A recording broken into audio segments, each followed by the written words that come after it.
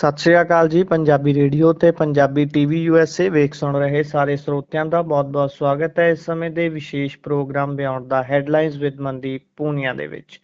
Programme 'ਚ ਸਾਥ ਹੁੰਦਾ ਹੈ ਸੀਨੀਅਰ ਪੱਤਰਕਾਰ ਮਨਦੀਪ ਪੂਨੀਆ ਜੀ ਦਾ ਤੇ ਦੇਸ਼ ਵਿਦੇਸ਼ ਦੇ ਨਾਲ ਜੁੜੀਆਂ ਹੋਈਆਂ ਬਹੁਤ ਸਾਰੀਆਂ ਅਹਿਮ ਖਬਰਾਂ ਉੱਪਰ ਚਾਨਣਾ ਪਾਈਦਾ ਹੈ।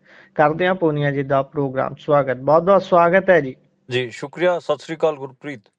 ਸਤਿ ਸ਼੍ਰੀ ਅਕਾਲ ਜੀ। ਸੋ ਕਰਦੇ ਹਾਂ ਖਬਰਾਂ ਦੇ ਵੱਲ ਰੁਖ ਤੇ ਸਭ ਤੋਂ ਪਹਿਲੀ ਖਬਰ ਤੇ ਜੇਕਰ ਚੱਲੀਏ ਤਾਂ ਆਪਾਂ ਲਗਾਤਾਰ ਪਿਛਲੇ ਸਮੇਂ ਤੋਂ ਦੇਖ ਰਹੇ ਹਾਂ ਕਿਸ ਤਰੀਕੇ ਦੇ ਨਾਲ ਨਕਸਲਵਾਦੀਆਂ ਦੇ ਖਿਲਾਫ, ਮਾਓਵਾਦੀਆਂ ਦੇ ਖਿਲਾਫ ਅਮਿਤ ਸ਼ਾਹ ਮਿੱਥ ਕੇ ਇੱਕ ਕਹਿ ਲਈਏ ਵੀ ਮੁਹਿੰਮ ਚਲਾ ਰਹੇ ਨੇ।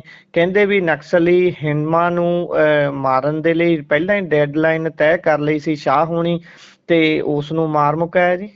ਹਾਂਜੀ, ਤੁਸੀਂ ਕਹਿ ਸਕਦੇ ਹੋ ਕਿ ਮਾਓਵਾਦੀਆਂ ਦਾ ਸਭ ਤੋਂ ਵੱਡਾ ਕਮਾਂਡਰ ਸੀਗਾ ਹਿਡਮਾ। ਮਤਲਬ ਮੈਂ ਕਹਿ ਸਕਦਾ ਕਿ ਐਡਾ ਤਗੜਾ ਮਿਲੀਟੈਂਟ ਸੀਗਾ ਕਿ ਉਹਨੇ ਬਹੁਤ ਸਾਰੀ ਕਾਰਵਾਈਆਂ ਪਾਈਆਂ ਤੇ ਉਹਦੇ ਤੇ 76 CRPF ਦੇ ਜਵਾਨ ਮਾਰਨ ਦਾ ਵੀ ਉਹਦੇ ਤੇ ਆਰੋਪ ਸੀਗਾ। ਉਹ ਉਸਦਾ ਮਾਸਟਰਮਾਈਂਡ ਸੀਗਾ। ਯਾਨੀ ਕਿ ਮਾਓਵਾਦੀਆਂ ਦਾ ਜਿਹੜਾ ਸਭ ਤੋਂ ਸ਼ਾਰਪ ਕਮਾਂਡਰ ਸੀਗਾ ਉਹਨੂੰ ਅੱਜ ਮਾਰ ਲਿਆ ਗਿਆ ਹੈਗਾ। ਤੇ ਛੱਤੀਸਗੜ੍ਹ ਆਂਧਰਾ ਪ੍ਰਦੇਸ਼ ਦੇ ਬਾਰਡਰ ਤੇ ਇੱਕ ਜੰਗਲ ਪੈਂਦਾ ਗਾ ਮਰੇਡ ਮਿੱਲੀ ਜੰਗਲ ਦੇ ਵਿੱਚ ਅੱਜ ਐਨਕਾਊਂਟਰ ਕੀਤਾ ਗਿਆ ਹੈਗਾ। ਉਹਦੇ ਪਤਨੀ ਨੂੰ ਵੀ ਉਹਨਾਂ ਦੀ ਜਿਹੜੀ ਪਤਨੀ ਸੀ ਰਾਜੇ, ਉਹ ਵੀ ਬਹੁਤ ਵੱਡੀ ਕਮਾਂਡਰ ਸੀਗੀ ਤੇ 4 ਹੋਰ ਉਹਨਾਂ ਨਾਲ ਨਕਸਲੀ ਸੀਗੇ, ਉਹਨਾਂ ਨੂੰ ਮਾਰ ਦਿੱਤਾ ਗਿਆ ਹੈਗਾ। ਤੇ ਬਸਤਰ ਰੇਂਜ ਦੇ ਜਿਹੜੇ IG ਹੈ ਉਹਨੇ ਇਸ ਖਬਰ ਦੀ ਪੁਸ਼ਟੀ ਵੀ ਕੀਤੀ ਹੈ। ਅਮਿਤ ਸ਼ਾਹ ਨੇ ਬੇਸਿਕਲੀ ਹਿਡਮਾ ਨੂੰ ਮਾਰਨ ਵਾਸਤੇ ਸਪੈਸ਼ਲ ਕਿਹਾ ਹੋਇਆ ਸੀ ਤੇ ਕਿਹਾ ਹੋਇਆ ਸੀ ਕਿ 30 ਨਵੰਬਰ ਤੱਕ ਹਿਡਮਾ ਮਾਰ ਦੇਣਾ ਹੈਗਾ ਤੇ 12 ਦਿਨ ਪਹਿਲਾਂ ਹੀ ਆਪਰੇਸ਼ਨ 'ਚ ਹਿਡਮਾ ਨੂੰ ਮਾਰ ਦਿੱਤਾ ਗਿਆ ਹੈਗਾ। ਲਗਾਤਾਰ ਜਿਹੜੇ ਸੰਘਣੇ ਜੰਗਲ ਨੇ ਉਧਰ ਲੁਕਦਾ ਫਿਰ ਰਿਹਾ ਸੀਗਾ ਹਿਡਮਾ, ਪਰ ਉਹਦਾ ਮਾਸਟਰ ਆਪਾਂ ਕਹਿ ਸਕਦੇ ਹਾਂ ਕਿ ਹਿਡਮਾ ਦੀ ਅੱਜ ਮੌਤ ਹੋ ਚੁੱਕੀ ਹੈ। ਹਿਡਮਾ ਮਤਲਬ ਤੁਸੀਂ ਕਹਿ ਸਕਦੇ ਹੋ ਕਿ ਇੰਡੀਆ ਦੇ ਮਾਓਇਸਟ ਅੰਦੋਲਨ ਦਾ ਚੇ ਗਵੇਰਾ ਤੁਸੀਂ ਕਹਿ ਸਕਦੇ ਹੋ ਇੱਕ ਹਿਸਾਬ ਦਾ, ਐਡਾ ਉਹਦਾ ਨਾਂ ਸੀਗਾ ਤੇ ਉਹਨੂੰ ਮਾਰ ਲਿਆ ਗਿਆ ਹੈਗਾ। ਤੇ PLGA ਦੀ ਬਟਾਲੀਅਨ ਦਾ ਕਮਾਂਡਰ ਸੀਗਾ ਉਹ, ਜਿਹੜੀ ਪੀਪਲ ਲਿਬਰੇਸ਼ਨ ਗੁਰਿਲਾ ਆਰਮੀ ਹੈਗੀ ਆ ਮਾਓਵਾਦੀਆਂ ਦੀ। ਤੇ ਉਹਦਾ ਜਿਹੜਾ ਜ਼ਿਲ੍ਹਾ ਆਪਾਂ ਕਹਿ ਲਈਏ ਕਿ ਉਹਦਾ ਜਿਹੜਾ ਜਨਮ ਸੀ ਉਹ ਛੱਤੀਸਗੜ੍ਹ ਦੇ ਸੁਕਮਾ ਜ਼ਿਲ੍ਹੇ ਦੇ ਵਿੱਚ ਹੋਇਆ ਸੀਗਾ। ਤੇ ਆਦੀਵਾਸੀ ਉਹ ਕੱਲਾ ਆਦੀਵਾਸੀ ਸੀਗਾ ਮਾਓਵਾਦੀਆਂ ਦੀ ਸੈਂਟਰਲ ਕਮੇਟੀ 'ਚ।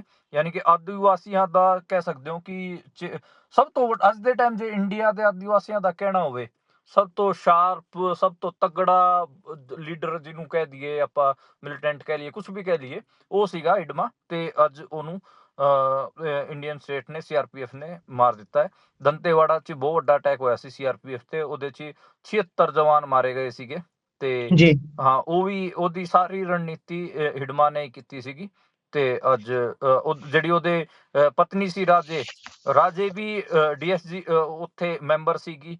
ਉਹ ਵੀ ਮਤਲਬ ਖਾਸੀ ਐਕਟਿਵ ਸੀ ਤੇ ਉਹਦੀ ਵੀ ਆਪਣੀ ਭੂਮਿਕਾ ਸੀਗੀ। ਉਹਨੇ ਵੀ ਵੱਡੇ ਐਕਸ਼ਨਾਂ ਨੂੰ ਆਪਾਂ ਕਹਿ ਲਈਏ ਕਿ ਉਹਨੇ ਵੀ ਵੱਡੇ ਐਕਸ਼ਨ ਕੀਤੇ ਸੀਗੇ ਤੇ ਉਹ ਵੀ ਉਹਨਾਂ ਦੇ ਨਾਲ ਮਾਰੀ ਗਈ ਹੈ। ਛੱਤੀਸਗੜ੍ਹ 'ਚ ਪਿਛਲੇ ਦਿਨਾਂ ਅੰਦਰ 2 ਵੱਡੇ ਨਕਸਲੀ ਐਨਕਾਊਂਟਰ ਹੋ ਚੁੱਕੇ ਨੇ ਲਗਾਤਾਰ। ਜਿਹੜਾ ਆਪਾਂ ਨੂੰ ਪਤਾ ਕਿ ਜਿਹੜਾ ਮਾਓਵਾਦੀਆਂ ਦਾ ਸੈਕਟਰੀ ਸੀਗਾ, ਮੇਨ ਸਭ ਤੋਂ ਵੱਡਾ ਆਗੂ ਸੀ ਬਸਵਾ ਰਾਜੂ, ਉਹਦਾ ਵੀ ਐਨਕਾਊਂਟਰ ਹੋ ਚੁੱਕਿਆ ਹੈਗਾ। ਤੇ ਹੁਣ ਜਿਹੜਾ ਉਹਨਾਂ ਦਾ ਕਹਿ ਲਓ ਕਿ ਮਾਓਵਾਦੀਆਂ ਦਾ ਜਿਹੜਾ ਚੇ ਗਵੇਰਾ ਸੀਗਾ ਹਿਡਮਾ, ਉਹਦਾ ਵੀ ਅੱਜ ਐਨਕਾਊਂਟਰ ਕਰ ਲਿਆ ਹੈ। ਜੀ। ਸੋ ਇਸ ਤੋਂ ਅੱਗੇ ਜੇਕਰ ਆਪਾਂ ਵਧੀਏ ਤਾਂ ਦਿੱਲੀ ਬਲਾਸਟ ਦੀ ਗੱਲ ਕਰਦੇ ਹਾਂ। ਇੱਕ ਵੀਡੀਓ ਤੁਰੀ ਫਿਰਦੀ ਹੈ ਜੀ ਸੋਸ਼ਲ ਮੀਡੀਆ ਤੇ, ਉਹ ਕਿੰਨੀ ਕੁ ਸੱਚੀ ਹੈ ਜਾਂ ਫਿਰ AI ਜਨਰੇਟਡ ਤਾਂ ਨਹੀਂ ਹੈ ਉਹ ਵੀਡੀਓ, ਜਿਸ ਦੇ ਵਿੱਚ ਸੁਸਾਈਡ ਬੋmbਿੰਗ ਦੇ ਨਾਲ ਸ਼ਹੀਦ ਹੋਣ ਦੇ ਮਿਸ਼ਨ ਦੀ ਗੱਲ ਕਰ ਰਿਹਾ ਹੈ ਡਾਕਟਰ ਉਮਰ। ਤੇ ਇਸ ਤੋਂ ਬਾਅਦ ਹੋਰ ਕੀ ਅਪਡੇਟਸ ਨੇ ਇਸ ਦੇ ਵਿੱਚ?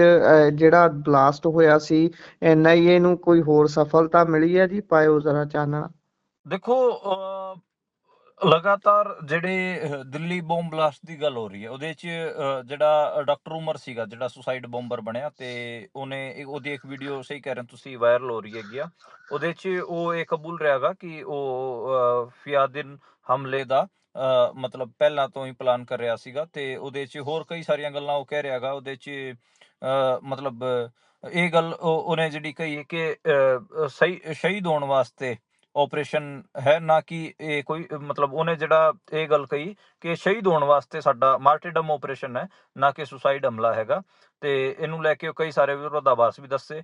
ਮਾਰਟੀਰਡਮ ਆਪਰੇਸ਼ਨ ਉਹਨੂੰ ਮੰਨਿਆ ਜਾਂਦਾ ਹੈਗਾ ਕਿ ਜਿਹੜਾ ਵਿਅਕਤੀ ਮਤਲਬ ਟਾਰਗੇਟ ਕਰਕੇ ਔਰ ਮਤਲਬ ਪਾਰਟਿਕੂਲਰ ਟਾਈਮ ਤੇ ਜਦੋਂ ਆਪਣੀ ਜਾਨ ਦਿੰਦਾ ਹੈਗਾ, ਉਹਨੂੰ ਮਾਰਟੀਰਡਮ ਆਪਰੇਸ਼ਨ ਮੰਨਿਆ ਜਾਂਦਾ ਹੈਗਾ। ਤੇ ਇਹ ਉਸ ਖਾਤੇ 'ਚ ਆਪਣੇ ਆਪ ਨੂੰ ਉਸ ਡਾਕਟਰ ਉਮਰ ਨੇ ਪਾਇਆਗਾ। ਦੇਖੋ ਕਈ ਸਾਰੀਆਂ ਗੱਲਾਂ ਸੀਗੀਆਂ। ਸੰਸਦ ਇੰਡੀਆ ਦੀ ਪਾਰਲੀਮੈਂਟ ਦੇ ਵਿੱਚ ਅਮਿਤ ਸ਼ਾਹ ਨੇ ਦਾਅਵੇ ਵੀ ਕੀਤੇ ਕਿ ਜਿਵੇਂ ਕਾਂਗਰਸ ਵੇਲੇ ਅਟੈਕ ਹੁੰਦੇ ਸੀਗੇ, ਸਾਡੇ ਵੇਲੇ ਪੁਲਵਾਮਾ ਤੋਂ ਬਾਅਦ ਕੋਈ ਅਟੈਕ ਨਹੀਂ ਹੋਇਆ।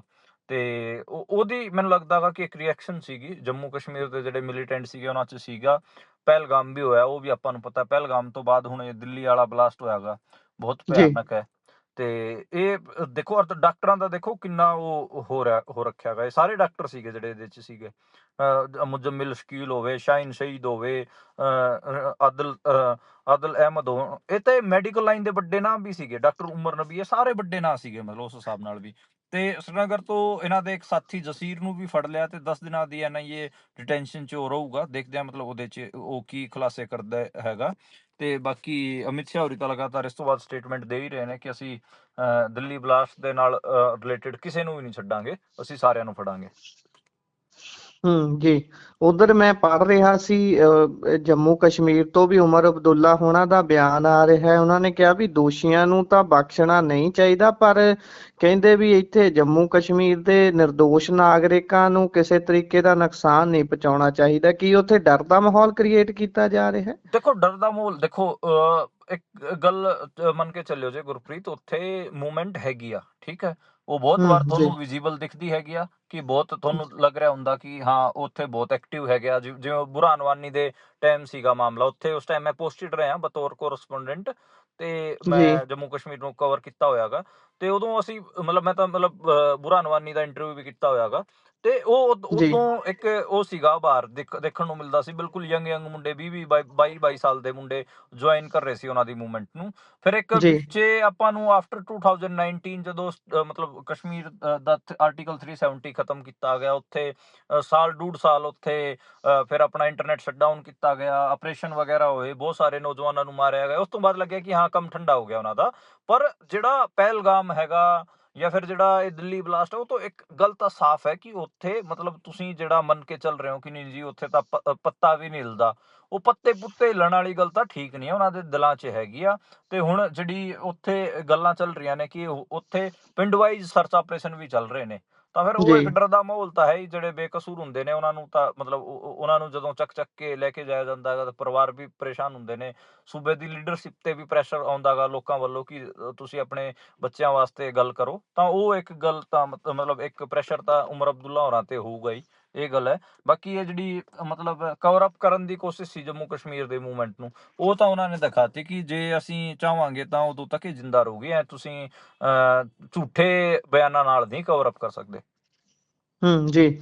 ਅਗਲੀ ਜੇਕਰ ਗੱਲ ਕਰਾਂ ਤਾਂ ਉਧਰ ਦਿੱਲੀ ਦੇ ਵਿੱਚ 3 ਅਦਾਲਤਾਂ ਤੇ 2 ਸਕੂਲਾਂ ਨੂੰ ਬੰਬ ਨਾਲ ਉਡਾਉਣ ਦੀ ਧਮਕੀ ਆਈ ਹੈ। ਇਹ ਆਪਾਂ ਪਹਿਲਾਂ ਵੀ ਅਕਸਰ ਡਿਸਕਸ ਕਰਦੇ ਰਹਿੰਦੇ ਆ। ਨਾਰਥ ਇੰਡੀਆ ਦੇ ਵੱਖ-ਵੱਖ ਸੂਬਿਆਂ ਦੇ ਵਿੱਚੋਂ ਇਹੋ ਜਿਹੀਆਂ ਖਬਰਾਂ ਹੀ ਕਿਉਂ ਆਉਂਦੀਆਂ ਰਹਿੰਦੀਆਂ ਨੇ ਜੀ? ਪੰਜਾਬ ਦੇ ਵਿੱਚ ਵੀ ਖਾਸ ਤੌਰ ਤੇ ਕਈ ਵਾਰੀ ਇਹੋ ਜਿਹੇ ਹਰਕਤਾਂ ਹੋ ਚੁੱਕੀਆਂ ਨੇ। ਮੇਲ ਆ ਜਾਂਦੀ ਹੈ ਜੀ ਭਾਈ ਆਪਾਂ ਉਡਾ ਦੇਣਾ ਹੈ ਇਸ ਬਿਲਡਿੰਗ ਨੂੰ। ਇਹ ਹੁਣ ਜਿਹੜੀ ਕਾਰਵਾਈ ਹੈ ਇਸ ਨੂੰ ਕਿਵੇਂ ਦੇਖਿਆ ਜਾਵੇ ਜੀ, ਜਦ ਕਿ ਆਪਾਂ ਹੁਣੇ ਗੱਲ ਡਿਸਕਸ ਜਿਹੜੀ ਕਰਕੇ ਹਟੇ ਆ ਬਹੁਤ ਵੱਡੇ ਬਲਾਸਟ ਦੇ ਨਾਲ ਸੰਬੰਧਿਤ? ਦੇਖੋ ਇੱਕ ਤਾਂ ਦੇਖੋ ਹੁਣ ਚਿੰਤਿਤ ਹੋਣਾ ਇਸ ਕਰਕੇ ਬਣ ਰਿਹਾ ਹੈਗਾ ਕਿਉਂਕਿ ਫਰੀਦਾਬਾਦ ਤੋਂ ਜਿਹੜਾ ਬਲਾਸਟ ਦਾ ਮਟੀਰੀਅਲ ਮਿਲਿਆਗਾ, ਠੀਕ ਹੈ, 1900 kg ਰਿਕਵਰ ਕੀਤਾ ਗਿਆ ਸੀਗਾ। ਤੇ ਉਹ ਸਾਰਾ ਮਾਮਲਾ ਤੇ ਉਹਦੇ 'ਚ ਕਈ ਥਾਵਾਂ ਤੇ ਤਾਂ ਆਪਾਂ ਨੂੰ ਪਤਾ ਕਿ ਉਹ ਇਸ ਕਿਸਮ ਦਾ ਮਟੀਰੀਅਲ ਸੀ ਜਿਹੜਾ ਜਿਵੇਂ ਰਾਜਸਥਾਨ 'ਚ ਸ਼ਰੇਆਮ ਹੀ ਮਿਲਦਾ ਗਾ। ਤਾਂ ਉਹ ਚੱਕਰ ਸੀਗਾ ਕਿ ਹੁਣ ਡਰਨਾ ਜ਼ਿਆਦਾ ਬਣ ਰਿਹਾ ਹੈਗਾ ਆਫਟਰ ਦਿੱਲੀ ਬਲਾਸਟ। ਇਸ ਤੋਂ ਪਹਿਲਾਂ ਤਾਂ ਇਹ ਲੱਗਦਾ ਸੀਗਾ ਕਿ ਯਾਰ ਕੋਈ ਸਾਈਬਰ ਜਿਹੜਾ ਕਿਸਮ ਦਾ ਬੰਦਾ ਹੁੰਦਾ ਗਾ, ਜਿਹੜਾ ਸਾਈਬਰ ਬਲੈਕਮੇਲਰ ਹੁੰਦਾ ਗਾ, ਉਹ ਕੋਈ ਸ਼ਾਇਦ ਮਜ਼ੇ ਲੈ ਰਿਹਾ ਹੋਊਗਾ ਤੇ ਡਾਰਕ ਵੈਬ ਦਾ ਇਸਤੇਮਾਲ ਕਰਕੇ ਸਾਰਾ ਕੁਝ ਕਰ ਰਿਹਾ ਹੋਊਗਾ। ਪਰ ਜਦੋਂ ਤੋਂ ਇਹ ਬਲਾਸਟ ਹੋਇਆਗਾ ਉਦੋਂ ਤੋਂ ਇੱਕ ਜਿਹੜੀ ਥ੍ਰੈਟ ਹੈ ਉਹ ਥੋੜੀ ਰੀਅਲ ਜੀ ਜਾਪਦੀ ਹੈਗੀ ਆ, ਕਿਉਂਕਿ ਇੰਨਾ ਬਲਾਸਟ ਦਾ ਮੈਟੀਰੀਅਲ ਵੀ ਬਰਾਮਦ ਹੋ ਚੁੱਕਿਆ ਹੈਗਾ। ਇਸ ਕਰਕੇ ਜਿਹੜੀ ਜ਼ਿਲ੍ਹਾ ਅਦਾਲਤਾਂ ਨੂੰ, ਹਾਈ ਕੋਰਟਸ ਨੂੰ, ਸਕੂਲ ਦੀ ਬਿਲਡਿੰਗਾਂ ਨੂੰ ਉਡਾਉਣ ਦੀਆਂ ਜਿਹੜੇ ਈਮੇਲਸ ਵਗੈਰਾ ਆ ਰਹੇ ਨੇ, ਉਹਦੇ ਕਰਕੇ ਚਿੰਤਾ ਵੀ ਹੋ ਰਹੀ ਹੈ। ਤੇ ਅੱਜ ਫਿਰ NIA ਨੇ ਸਰਚ ਵੀ ਕੀਤਾ। ਇਸ ਤੋਂ ਇਲਾਵੇ ਮਤਲਬ ਆਪਾਂ ਨੂੰ ਪਤਾ ਕਿ ਜਿੱਥੇ ਵੀ ਇਹ ਘਟਨਾਵਾਂ ਵਾਪਰੀਆਂ ਨੇ, ਜਿੱਥੇ ਵੀ ਮਤਲਬ ਮੇਲ ਵਗੈਰਾ ਆ ਰਹੇ ਨੇ, ਲੋਕਾਂ 'ਚ ਇੱਕ ਡਰ ਦਾ ਮਾਹੌਲ ਤਾਂ ਬਣਦਾ ਹੀ ਹੈ। ਫਿਰ ਬੋਮ ਸਕੁਐਡ ਵੀ ਬੁਲਾਏ ਜਾਂਦੇ ਨੇ, ਫਿਰ ਪੂਰੀ ਬਿਲਡਿੰਗ ਚੈੱਕ ਕਰਕੇ ਉਸ ਤੋਂ ਬਾਅਦ ਹੀ ਲੋਕ ਦੁਬਾਰੇ ਉਸ ਵਰਕਿੰਗ ਉਸ 'ਚ ਵੜਦੇ ਨੇ।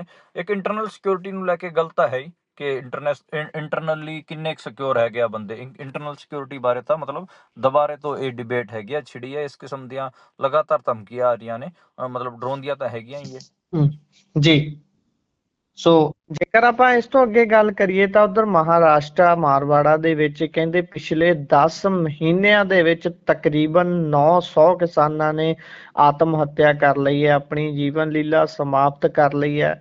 ਇਸ ਦੇਸ਼ ਦੇ ਵਿੱਚ ਜਿਹਨੂੰ ਵਿਸ਼ਵ ਗੁਰੂ ਕਹਿੰਦੇ ਨੇ ਸਾਡੇ ਦੇਸ਼ ਦੇ ਨੇਤਾ, ਉਸ ਦੇ ਵਿੱਚ ਜਦੋਂ ਜਿਹੜੀ ਰੀੜ੍ਹ ਦੀ ਹੱਡੀ ਹੈ, ਇਹ ਇੰਡਸਟਰੀ ਤੋਂ ਪਹਿਲਾਂ ਤਾਂ ਇਹੀ ਰੀੜ੍ਹ ਦੀ ਹੱਡੀ ਦੇਸ਼ ਦੀ ਰਹੀ ਹੈ, ਹੁਣ ਵੀ ਹੈ। ਬਹੁਤ ਵੱਡਾ ਜਿਹੜਾ ਹਾਲੇ ਚੰਕ ਹੈ ਦੇਸ਼ ਦਾ, ਉਹ ਪਿੰਡਾਂ 'ਚ ਰਹਿੰਦਾ ਹੈ ਤੇ ਪਿੰਡਾਂ 'ਚ ਖੇਤੀ ਪ੍ਰਧਾਨ ਹੀ ਸਾਰਾ ਕਿੱਤਾ ਚੱਲਦਾ ਹੈ।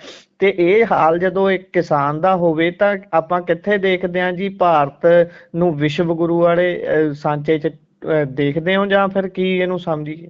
ਦੇਖੋ, ਮਹਾਰਾਸ਼ਟਰ ਦੇ ਮਰਾਠਵਾੜਾ ਇਲਾਕੇ 'ਚ 10 ਮਹੀਨਿਆਂ ਅੰਦਰ 900 ਤੋਂ 899 ਕਿਸਾਨਾਂ ਨੇ ਆਤਮ ਹੱਤਿਆ ਕੀਤੀ ਹੈ ਤੇ ਤਕਰੀਬਨ 900 ਹੋ ਗਏ। ਤੇ ਇਹ ਸਿਰਫ ਮਹਾਰਾਸ਼ਟਰ ਦਾ ਇੱਕ ਇਲਾਕਾ ਗਾ, ਠੀਕ ਹੈ। ਉੱਤੇ ਹੜ੍ਹਾਂ ਕਰਕੇ, ਮੀਂਹ ਕਰਕੇ ਨੁਕਸਾਨ ਜ਼ਿਆਦਾ ਵੱਧ ਹੋਇਆਗਾ। ਇਸ ਕਰਕੇ ਮਈ ਅਤੇ ਅਕਤੂਬਰ ਦੇ ਵਿਚਕਾਰ ਹੀ 537 ਕਿਸਾਨਾਂ ਨੇ ਆਪਣੀ ਜਾਨ ਲੈ ਲਈ ਹੈ। ਉਹਦੇ 'ਚ ਕਰਜ਼ ਦਾ ਵੀ ਇੱਕ ਰੀਜਨ ਹੈ ਕਿ ਕਰਜ਼ ਵੱਧ ਰਿਹਾਗਾ। ਤੇ ਉੱਥੇ ਜਿਵੇਂ ਇਹ 3-4 ਜ਼ਿਲ੍ਹੇ ਹੀ ਨੇ ਜਿੱਥੇ ਐਡਾ ਉਹ ਆ ਰਿਹਾ, ਜਿਵੇਂ ਛਤਰਪਤੀ ਸੰਭਾਜੀ ਨਗਰ ਹੈ, ਬੀੜ ਹੈ, ਨੰਦੇੜ ਹੈ, ਧਾਰਾਸ਼ਿਵ, ਲਾਤਰ ਹੈ, ਹਿੰਗੋਲੀ, ਜਾਲਣਾ, ਇਹ ਸਾਰੇ ਇਲਾਕਿਆਂ 'ਚ ਇਹ ਸਮੱਸਿਆ ਆ ਰਹੀ ਹੈ।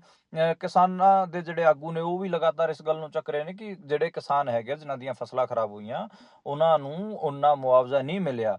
ਮੁਆਵਜ਼ਾ ਨਾ ਮਿਲਣ ਕਰਕੇ ਹੀ ਕਿਤੇ ਨਾ ਕਿਤੇ ਇਹ ਜਿਹੜੇ ਕਿਸਾਨ ਹੈਗੇ ਆ, ਇਹ ਫਾਈਨੈਂਸ਼ੀਅਲ ਕ੍ਰਾਈਸਿਸ 'ਚ ਫਸ ਰਹੇ ਨੇ। ਤੇ ਫਾਈਨੈਂਸ਼ੀਅਲ ਕਰਜ਼ ਤਾਂ ਹੁੰਦਾ ਹੀ ਹੈ, ਫਸਲ ਉੱਤੋਂ ਖਰਾਬ ਹੋ ਗਈ ਤਾਂ ਫਿਰ ਕਿਸਾਨ ਕੋਲ ਮਤਲਬ ਕੋਈ ਉਸ ਹਿਸਾਬ ਦਾ ਆਪਸ਼ਨ ਨਹੀਂ ਬਚਦਾ। ਇਸ ਕਰਕੇ ਹੋ ਰਿਹਾਗਾ। ਸਾਲ 2021 ਚ ਵੀ ਮਹਾਰਾਸ਼ਟਰ ਚ ਸਭ ਤੋਂ ਵੱਧ ਮੁਲਕ ਚ ਆਤਮ ਹੱਤਿਆਵਾਂ ਦੇਖਣ ਨੂੰ ਮਿਲੀਆਂ ਸੀਗੀਆਂ। ਤੇ ਇਹ ਉਹ ਆਤਮ ਹੱਤਿਆਵਾਂ ਨੇ ਜਿਨ੍ਹਾਂ ਦਾ ਆਪਾਂ ਜੇ ਗੱਲ ਕਰਨੀ ਹੋਵੇ, ਜਿਹੜੀਆਂ ਕਿ ਰਿਕਾਰਡ ਹੁੰਦੀਆਂ ਨੇ। ਏਦਾਂ ਦੀਆਂ ਬਥੇਰੀਆਂ ਆਪਾਂ ਕਹਿ ਲਈਏ ਕਿ ਸੁਸਾਈਡ ਹੁੰਦੇ ਆ ਕਿਸਾਨਾਂ ਦੇ, ਜਿਹੜੇ ਰਿਕਾਰਡ ਵੀ ਨਹੀਂ ਹੁੰਦੇ, ਜਿਹੜੇ ਦਰਜ ਵੀ ਨਹੀਂ ਹੁੰਦੇ। ਤੇ ਇਹਨੂੰ ਲੈ ਕੇ ਆਪਾਂ ਨੂੰ ਪਤਾ ਕਿ ਪਿਛਲੇ 10 ਦਿਨ ਪੁਰਾਣੀ ਗੱਲ ਹੈ, ਉਦੋਂ ਮਹਾਰਾਸ਼ਟਰ ਦੇ ਵਿੱਚ ਵੱਡਾ ਕਿਸਾਨ ਅੰਦੋਲਨ ਵੀ ਉੱਭਰਿਆ ਸੀ। ਨਾਗਪੁਰ ਦੇ ਵਿੱਚ ਵੀ ਹਾਈਵੇ ਵਗੈਰਾ ਜਾਮ ਕਰਤੇ ਸੀਗੇ ਤੇ ਉਹਦੇ 'ਚ ਵੀ ਇਹੀ ਮੰਗ ਸੀਗੀ।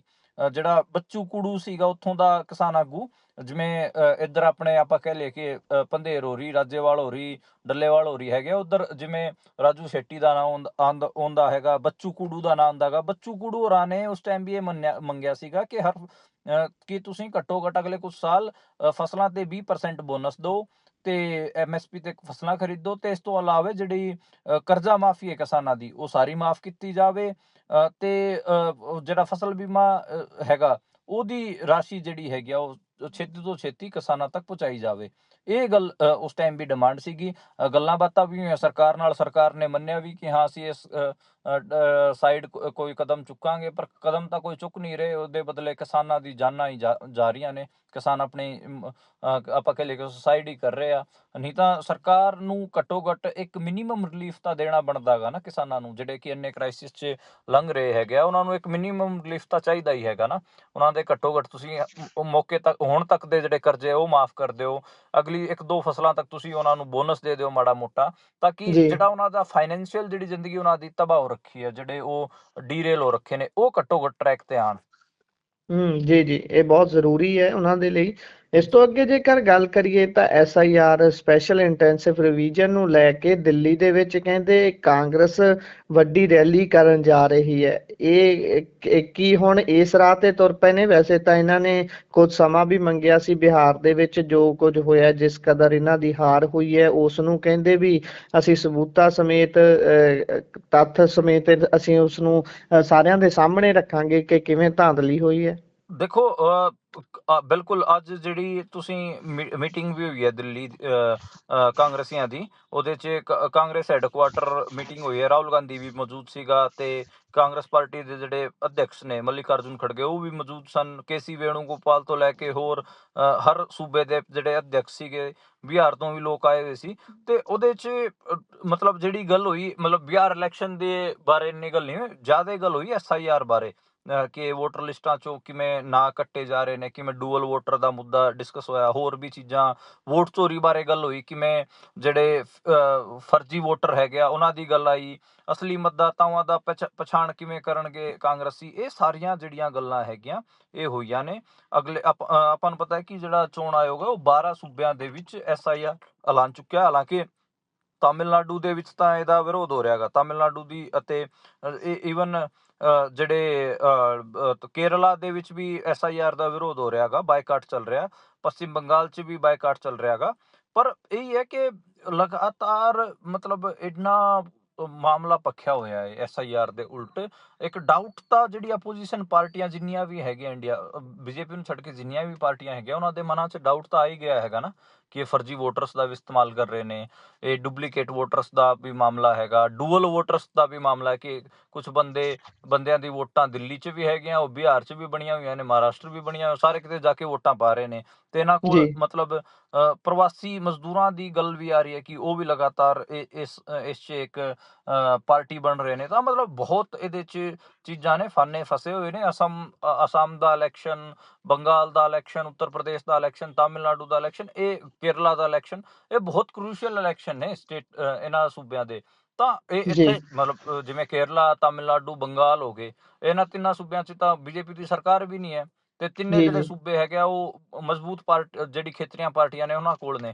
ਤਾਂ ਫਿਰ ਉਹਨਾਂ ਜੀ ਨੂੰ ਇੱਕ ਆਪਣੇ ਕਿਸਮ ਦਾ ਉਹਨਾਂ ਦਾ ਡਰ ਵੀ ਹੈ, ਤੇ ਇਸ ਕਰਕੇ ਉਹ ਬਾਈਕਾਟ ਵੀ ਕਰ ਰਹੇ ਨੇ। ਕਾਂਗਰਸ ਨੈਸ਼ਨਲ ਪਾਰਟੀ ਹੈ, ਕਾਂਗਰਸ ਸੋਚ ਰਹੀ ਹੈ ਕਿ ਅਸੀਂ ਇਸ ਮੁੱਦੇ ਨੂੰ ਨੇਸ਼ਨ ਵਾਈਡ ਅਤੇ ਸੈਂਟਰ 'ਚ ਦਿੱਲੀ 'ਚ ਚਲਾਈ ਰੱਖੀਏ। ਤਾਂ ਇਸ ਕਰਕੇ ਮਤਲਬ ਅੱਜ ਜਿਹੜਾ ਕਾਂਗਰਸ ਨੇ ਵੀ ਫੈਸਲਾ ਲਿਆ ਹੈਗਾ ਕਿ ਅਸੀਂ ਦਿੱਲੀ ਦੇ ਵਿੱਚ ਇਸ ਨੂੰ ਲੈ ਕੇ ਵੱਡੀ ਰੈਲੀ ਕਰਾਂਗੇ, ਤਾਂ ਅਤੇ ਲੋਕਾਂ ਨੂੰ ਇਹਦੇ 'ਚ ਮੋਬਿਲਾਈਜ਼ ਕਰਾਂਗੇ। ਇਹਦੇ ਦਿੱਕਤ ਇਹ ਹੈ ਕਿ ਇਹ ਜਿਹੜਾ ਸਾਰਾ ਇਸ਼ੂ ਹੈ ਨਾ, ਇਹਦੇ 'ਚ ਮਤਲਬ ਆਮ ਲੋਕ ਨਹੀਂ ਕਨੈਕਟ ਕਰ ਪਾ ਰਹੇ।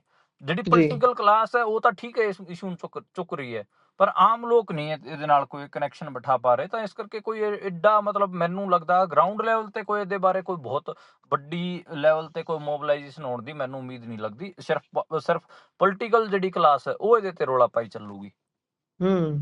ਐ ਵੀ ਜਾਪਦਾ ਹੈ ਕਿ ਇਹ ਇੱਕ ਬੇਸਿਕ ਕਿਸਮ ਦੀ ਪ੍ਰੋਬਲਮ ਪੈਦਾ ਹੋ ਗਈ ਹੈ, ਜਿਹੜੀ ਬਹੁਤ ਲੰਬਾ ਸਮਾਂ ਲਊਗੀ ਲੋਕਾਂ ਦੇ ਵਿੱਚ ਰਚਣ ਦੇ ਲਈ। ਫਿਰ ਸ਼ਾਇਦ ਕੁਝ ਹੋਵੇ, ਇੰਨੇ ਸਹਿਜ ਤਰੀਕੇ ਦੇ ਨਾਲ ਇਹ ਨਿਬੜਨ ਵਾਲਾ ਕੰਮ ਜਾਪਦਾ ਨਹੀਂ। ਇਸ ਤੋਂ ਅੱਗੇ ਜੇਕਰ ਚੱਲੀਏ ਤਾਂ ਤਰਨਤਾਰਨ ਦੀ ਬਾਈ ਇਲੈਕਸ਼ਨ ਆਪਾਂ ਦੇਖ ਲਈ ਹੈ, ਤੇ ਇੱਕ ਹੋਰ ਤਕਰੀਬਨ ਬਰੂਹਾਂ ਤੇ ਆ ਖੜੀ ਹੈ। ਗੱਲ ਆਪਾਂ ਕਰ ਰਹੇ ਹਾਂ ਆਦਮੀ ਪਾਰਟੀ ਦੇ ਵਿਧਾਇਕ ਲਾਲਪੁਰਾ ਹੋਣਾ ਦੀ, ਜਿਨ੍ਹਾਂ ਨੂੰ 4 ਸਾਲ ਦੀ ਸਜ਼ਾ ਇੱਕ ਮਹਿਲਾ ਦੇ ਨਾਲ ਛੇੜਛਾੜ ਦੇ ਮਾਮਲੇ ਦੇ ਵਿੱਚ ਸੁਣਾਈ ਗਈ ਸੀ। ਉਹਨਾਂ ਨੇ ਕੋਰਟ ਦਾ ਰੁਖ ਕੀਤਾ ਸੀ ਵੀ ਭਾਈ ਥੋੜਾ ਰਹਿਮ ਕਰੋ, ਤੇ ਰਹਿਮ ਕੋਈ ਨਹੀਂ ਹੋਇਆ ਜੀ ਉਹਨਾਂ ਤੇ। ਹਾਂਜੀ, Punjab and Haryana high court ਗਏ ਸੀ। ਜਿਹੜੇ MLA ਹੈਗਾ ਖਡੂਰ ਸਾਹਿਬ ਤੋਂ MLA ਨੇ ਆਮ ਆਦਮੀ ਪਾਰਟੀ ਦੇ ਮਨਜਿੰਦਰ ਸਿੰਘ ਲਾਲਪੁਰਾ, ਉਹਨਾਂ ਤੇ ਆਪਾਂ ਨੂੰ ਪਤਾ ਕਿ ਉਹਨਾਂ ਨੂੰ ਜਿਹੜੇ ਮਾਮਲਾ ਹੈਗਾ ਕੁੱਟਮਾਰ ਦਾ ਔਰਤ ਨਾਲ ਤੇ ਛੇੜਖਾਨੀ ਦਾ, ਉਹਦੇ 'ਚ ਦੋਸ਼ੀ ਉਹਨਾਂ ਨੂੰ ਠਹਿਰਾਇਆ ਗਿਆ ਸੀਗਾ ਤੇ 4 ਸਾਲਾਂ ਸਜ਼ਾ ਸੁਣਾਈ ਗਈ ਸੀ।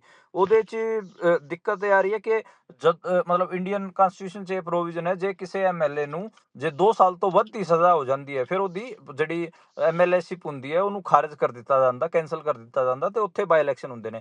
ਜਿਵੇਂ ਹੁਣ ਤਰਨਤਾਰਨ ਬਾਈ ਇਲੈਕਸ਼ਨ ਹੋ ਕੇ ਹਟੀ ਹੈ, ਤਾਂ ਇੱਕ ਇਹ ਵੀ ਲੱਗ ਰਿਹਾ ਹੈਗਾ ਕਿ ਨਾਲੋਂ ਨਾਲ ਹੀ ਖਡੂਰ ਸਾਹਿਬ ਤੋਂ ਵੀ ਬਾਈ ਇਲੈਕਸ਼ਨ ਹੋ ਸਕਦੀ ਹੈਗੀ ਆ, ਕਿਉਂਕਿ ਮਨਜਿੰਦਰ ਸਿੰਘ ਲਾਲਪੁਰਾ ਇਸੇ ਕਰਕੇ ਗਿਆ ਸੀਗਾ। ਆਪਾਂ ਨੂੰ ਪਤਾ ਹੈ ਕਿ ਹਾਈ ਕੋਰਟ ਕੀ ਉਹਨੂੰ ਕੋਈ ਰਾਹਤ ਮਿਲੂਗੀ, ਉਹਦੇ ਜਿਹੜੀ ਸਜ਼ਾ ਸੁਣਾਈ ਗਈ ਹੈ ਡਿਸਟ੍ਰਿਕਟ ਕੋਰਟ ਵੱਲੋਂ, ਸੈਸ਼ਨ ਕੋਰਟ ਵੱਲੋਂ, ਉਹਦੇ ਤੇ ਰੋਕ ਲੱਗ ਜੂਗੀ। ਏਦਾਂ ਦਾ ਕੁਝ ਬਚਿਆ ਨਹੀਂ। ਹੁਣ ਉਹਨਾਂ ਕੋਲ ਜਿਹੜਾ ਇੱਕ ਆਪਸ਼ਨ ਬਚਿਆ ਹੋਇਆ ਹੈਗਾ ਉਹ ਹੈਗਾ ਸੁਪਰੀਮ ਕੋਰਟ ਦਾ। ਸੁਪਰੀਮ ਕੋਰਟ ਹੀ ਉਹਨਾਂ ਨੂੰ ਜਾਣਾ ਪਊਗਾ। ਜੇ ਸੁਪਰੀਮ ਕੋਰਟ ਤੋਂ ਵੀ ਉਹਨਾਂ ਨੂੰ ਰਾਹਤ ਨਹੀਂ ਮਿਲੀ, ਫਿਰ ਤਾਂ ਉਹਨਾਂ ਨੂੰ ਜੇਲ੍ਹ ਵੀ ਕੱਟਣੀ ਪਊਗੀ, ਨਾਲੋਂ ਨਾਲ ਖਡੂਰ ਸਾਹਿਬ ਤੇ ਆਪਾਂ ਨੂੰ ਇਲੈਕਸ਼ਨ ਵੀ ਦੇਖਣ ਨੂੰ ਮਿਲੂਗੀ। ਬਹੁਤ ਮਤਲਬ ਇਹਦੇ 'ਚ ਪੋਸੀਬਿਲਿਟੀਜ਼ ਹੈਗੀਆਂ, ਕਿਉਂਕਿ ਉਹ ਵੀਡੀਓ ਵੀ ਆਪਾਂ ਸਾਰਿਆਂ ਨੇ ਦੇਖੀ ਹੈਗੀ ਆ, ਜਿਹੜੀ ਜੀ ਉਸ ਔਰਤ ਕੋਲ ਜਿਹੜੀ ਸਬੂਤ ਹੈਗੇ ਆ, ਉਹ ਸਬੂਤ ਦੇ ਤੌਰ ਤੇ ਉਹ ਵੀਡੀਓ ਹੈ ਤੇ ਉਹ ਵੀਡੀਓ ਬਹੁਤ ਭਿਆਨਕ ਹੈ। ਜੇ ਤੁਸੀਂ ਜੀ ਦੇਖੋਗੇ ਤੇ ਉਸ ਵੀਡੀਓ 'ਚ ਲਾਲਪੁਰਾ ਵੀ ਦਿਖ ਰਿਹਾ ਗਾ, ਉਹਦੇ 'ਚ ਜਿਹੜੇ ਪੁਲਿਸ ਵਾਲੇ ਨੇ ਉਹ ਵੀ ਉਸ ਔਰਤ ਨੂੰ ਕੁੱਟ ਰਹੇ ਨੇ, ਉਹਦੇ ਨਾਲ ਜੀ ਕੁੱਟਮਾਰ ਕਰ ਰਹੇ ਨੇ। ਤਾਂ ਇਹ ਉਹ ਛੇੜਖਾਨੀ ਵੀ ਉਹਦੇ ਨਾਲ ਹੋ ਰਹੀ ਹੈ। ਤਾਂ ਮਤਲਬ ਉਹ ਐਡਾ ਮਤਲਬ ਇਹਨਾਂ ਕੋਲ ਇਹਨਾਂ ਦੇ ਉਲਟ ਜਿਹੜਾ ਸਭ ਤੋਂ ਵੱਡਾ ਜਿਹੜਾ ਸਬੂਤ ਹੈ ਉਹ ਵੀਡੀਓ ਸਬੂਤ ਹੈ, ਠੀਕ ਜੀ ਹੈ। ਤਾਂ ਅਤੇ ਜਿਹੜੀ ਔਰਤ ਹੈ ਉਹ ਵੀ ਆਪਾਂ ਦੇਖ ਰਹੇ ਹਾਂ ਕਿ ਲਗਾਤਾਰ ਡਟੀ ਹੋਈ ਹੈ ਮਨਜਿੰਦਰ ਸਿੰਘ ਲਾਲਪੁਰਾ ਦੇ ਉਲਟ। ਤੇ ਲਗਾਤਾਰ ਉਹ ਮਤਲਬ ਇਹ ਵੀ ਨਹੀਂ ਹੈ ਕਿ ਮਤਲਬ ਕਈ ਮਾਮਲੇ ਏਦਾਂ ਦੇ ਹੁੰਦੇ ਕੰਪਰੋਮਾਈਜ਼ ਵੀ ਹੋ ਜਾਂਦਾ ਹੈਗਾ, ਕਈ ਵਾਰ ਬਿਆਨ ਬਦਲ ਲੈਂਦੇ ਨੇ ਕੋਰਟਾਂ 'ਚ ਪੈਸੇ ਵੈਸੇ ਲੈ ਕੇ, ਉਹ ਵੀ ਨਹੀਂ ਹੁੰਦਾ ਲੱਗ ਰਿਹਾ। ਤਾਂ ਇਹ ਮਤਲਬ ਤੁਸੀਂ ਕਹਿ ਸਕਦੇ ਹੋ ਕਿ ਸਿਚੁਏਸ਼ਨ ਅੱਜ ਦੇ ਟਾਈਮ ਦੂਜੇ ਬਾਈ ਇਲੈਕਸ਼ਨ ਦੀ ਪੂਰੀ ਹੈ। ਮਤਲਬ ਇਹ ਬਿਲਕੁਲ ਹੋ ਸਕਦਾ ਗਾ ਕਿ ਪੰਜਾਬ 'ਚ ਹੁਣ ਇੱਕ ਹੋਰ ਤਰਨਤਾਰਨ ਜ਼ਿਲ੍ਹੇ ਦੇ ਅੰਦਰ ਹੀ ਖਡੂਰ ਸਾਹਿਬ ਸੀਟ ਤੇ ਇੱਕ ਹੋਰ ਤੁਹਾਨੂੰ ਬਾਈ ਇਲੈਕਸ਼ਨ ਦੇਖਣ ਨੂੰ ਮਿਲੇ। ਤੇ ਉਹਨਾਂ ਨੇ ਤੁਸੀਂ ਕਈ ਵਾਰ ਕਹਿੰਦੇ ਹੋ ਕਿ ਇਹਨਾਂ ਨੇ ਖਾਸੇ ਚੰਨ ਚਾੜੇ ਹੋਏ ਆ, ਤੇ ਇਹਨਾਂ ਦੇ ਜਿਹੜੇ ਚੰਨ ਚਾੜੇ ਹੋਏ ਆ ਤੇ ਫਿਰ ਹੁਣ ਉਹਨਾਂ ਦੀ ਸਜ਼ਾਵਾਂ ਤਾਂ ਮਿਲਣਗੀਆਂ। ਜੀ ਇਸੇ ਦੇ ਨਾਲ ਪ੍ਰੋਗਰਾਮ ਦਾ ਸਮਾਂ ਇੱਥੇ ਹੀ ਸਮਾਪਤ ਹੁੰਦਾ ਹੈ। ਤੁਸੀਂ ਜੁੜੇ ਜਾਣਕਾਰੀਆਂ ਸਾਂਝੀਆਂ ਕੀਤੀਆਂ, ਬਹੁਤ ਬਹੁਤ ਧੰਨਵਾਦ ਜੀ। ਧੰਨਵਾਦ ਜੀ।